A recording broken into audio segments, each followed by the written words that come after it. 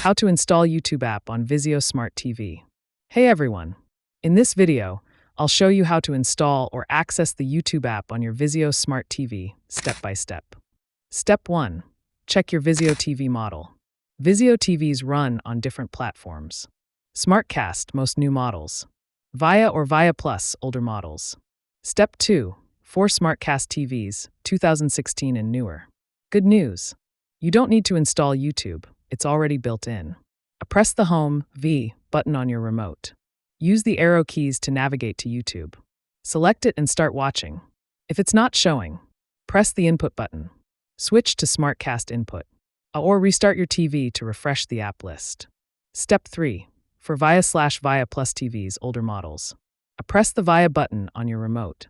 Go to the App Store or Widget Gallery. Look for YouTube.